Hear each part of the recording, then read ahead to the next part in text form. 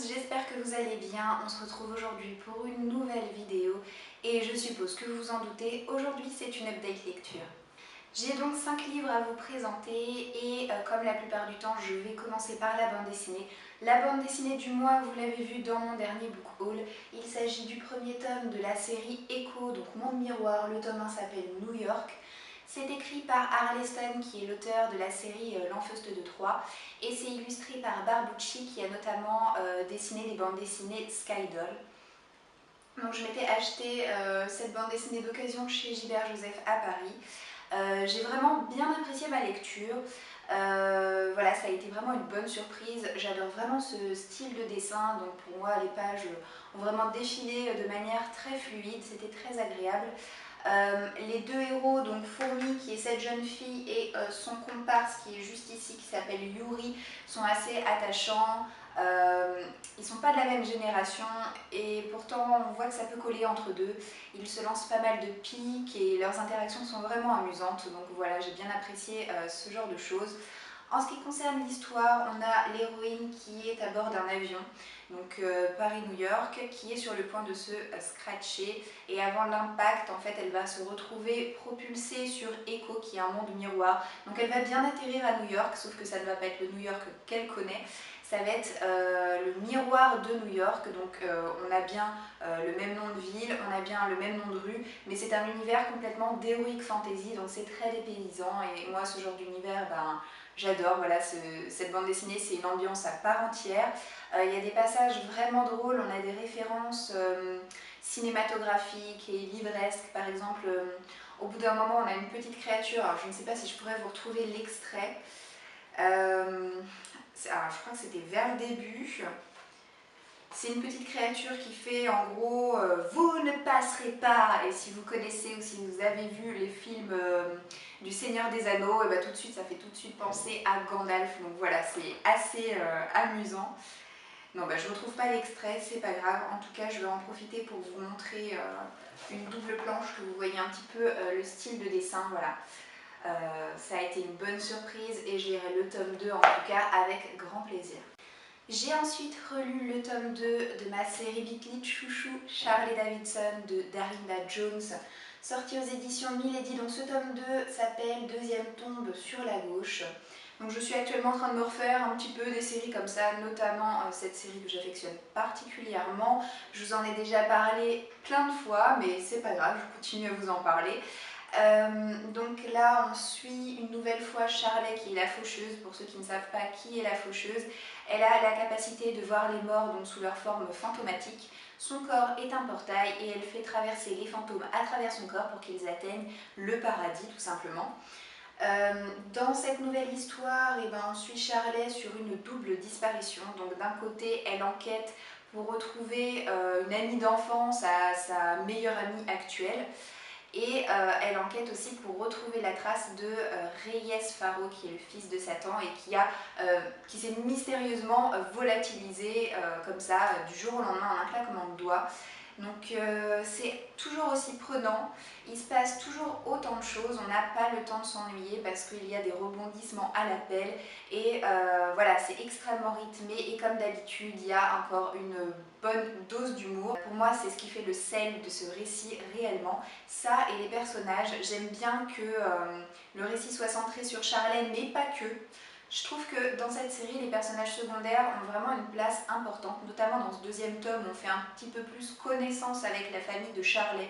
Donc je pense notamment à son oncle, à son père aussi, qui est un petit peu plus mis en valeur dans cet épisode-là, à sa sœur et ainsi que sa belle-mère. Donc on a un petit peu un topo sur toute la famille ici.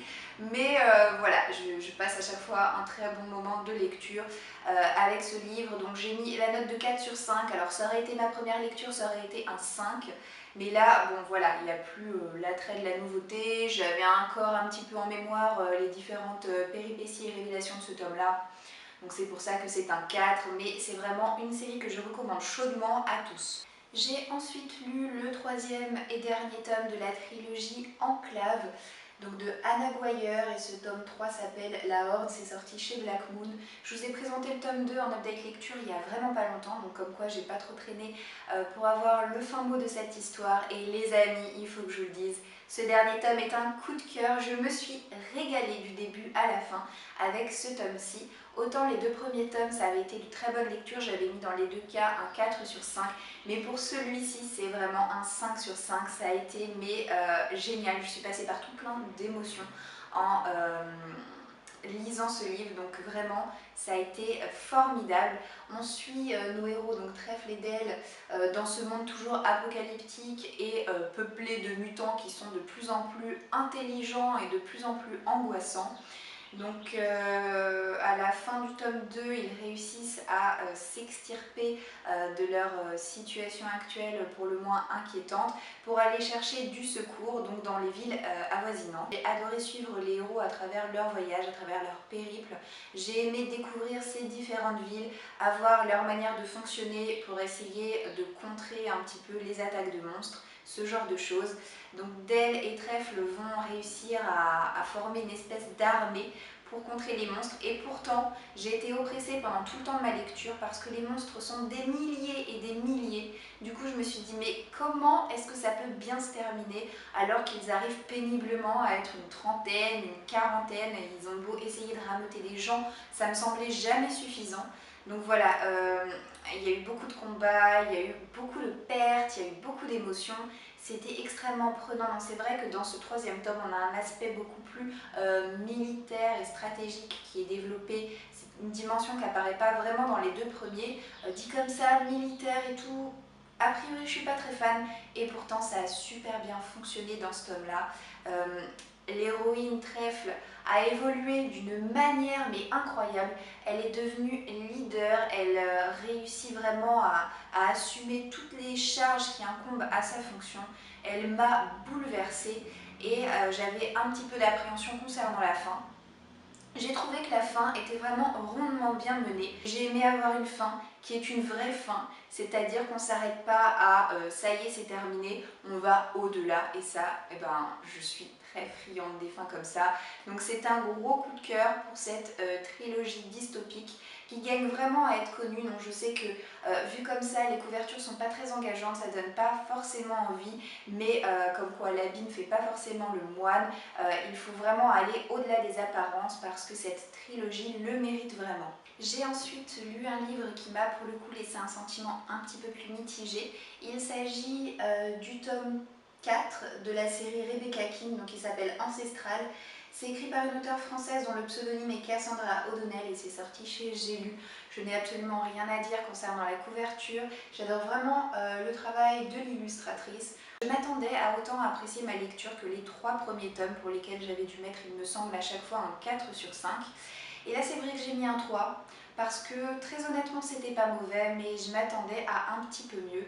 Pourtant je suis friande de cette série parce que ce qui me plaît dans cet univers bitlit, c'est vraiment la diversité de créatures surnaturelles qu'on peut croiser. Donc Rebecca King, le personnage principal, est l'assaillime de l'État, c'est-à-dire qu'elle remplit un rôle à la fois de détective privé, de shérif et de bourreau. Voilà, en gros elle a 3 fonctions en une.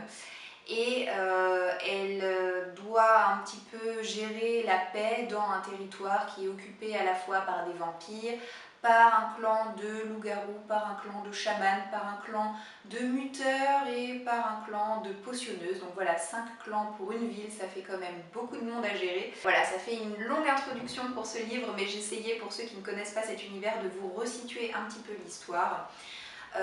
Chaque livre s'attache à un clan différent, et là c'est vraiment le clan des muteurs qui est mis à l'honneur, puisque Rebecca va devoir mener une espèce d'intrigue policière puisque des muteurs sont retrouvés morts, et morts dans d'étranges circonstances, étant donné que leur magie a été aspirée de leur corps et il ne reste d'eux que leur enveloppe humaine en fait. Donc voilà, c'est assez inquiétant, assez préoccupant, et Rebecca va devoir mener l'enquête. Donc dit comme ça, l'enquête, ça me paraissait pas mal. Ce qui m'a en revanche moins plu, c'est qu'à chaque problème, à chaque coup dur, Rebecca a tellement d'alliés qu'en fait, si vous voulez, je me fais aucun souci pour elle. À aucun moment j'ai peur pour sa vie, à aucun moment je me dis « Oh mon Dieu, que va-t-il se passer ?» Elle a tellement d'amis, cette nana, elle a tellement d'alliés qu'il y a toujours quelqu'un pour lui sauver la mise.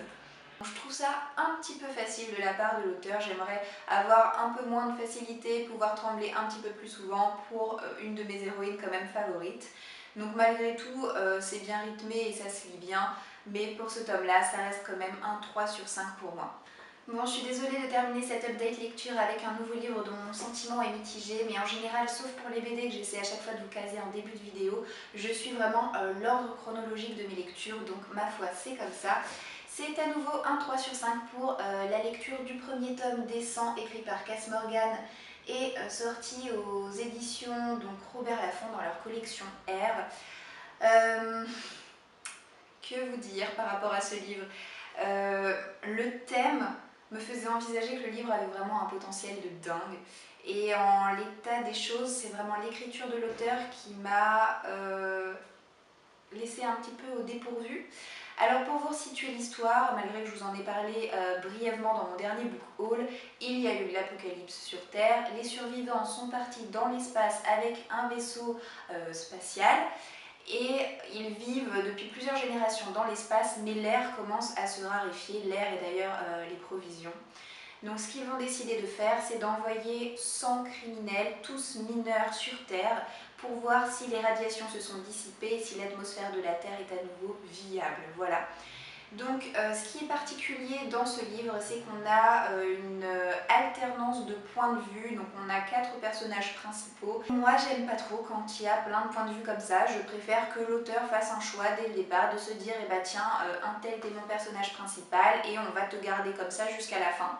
Donc à la limite, 2 points de vue différents, ça passe, mais là 4, j'avoue que c'était beaucoup et j'ai eu vraiment la sensation que ma lecture était laborieuse et un petit peu hachée, d'autant qu'à chaque chapitre, on a donc ce qui se passe au présent, mais on a aussi écrit dans une police un petit peu plus petite et en italique, un flashback pour expliquer en gros pourquoi est-ce qu'un tel s'en est retrouvé à être considéré comme un criminel, qu'est-ce qu'il a fait pour en arriver là. Et ça c'est systématique dans chaque chapitre, donc voilà, c'était un petit peu laborieux de ce point de vue-là. D'autant que je n'ai pas apprécié vraiment tous les personnages. Pour moi, le personnage le plus intéressant de cette histoire, ce n'est ni Bellamy, ni Clark, ni, je ne sais même plus comment est-ce qu'il s'appelle, Well, bref. C'est le personnage de Glass qui est la seule à s'être enfuie de la navette qui devait les emmener sur Terre et à être restée dans la station, dans l'espace. Donc voilà, moi c'est vraiment elle que j'ai apprécié suivre. Je sais que c'est pas le cas de tout le monde, mais c'est comme ça. J'ai vraiment apprécié de garder un certain point de vue, un certain œil sur ce qui se passait, voilà, au niveau des dirigeants, au niveau de la station spatiale. C'était très intéressant. J'aurais préféré être un petit peu plus accrochée que ça. Malgré tout, les 100 dernières pages sont vraiment prenantes pour le coup. Et ça a vraiment attisé ma curiosité sur la suite, donc c'est pour ça que je me suis procuré le tome 2 et que je m'achèterai certainement le tome 3 pour avoir le fin mot de l'histoire. Après, si je ne suis pas convaincue, rien ne m'empêchera par la suite de revendre cette trilogie, mais je ne tire pas de plan sur la comète, c'est le cas de le dire.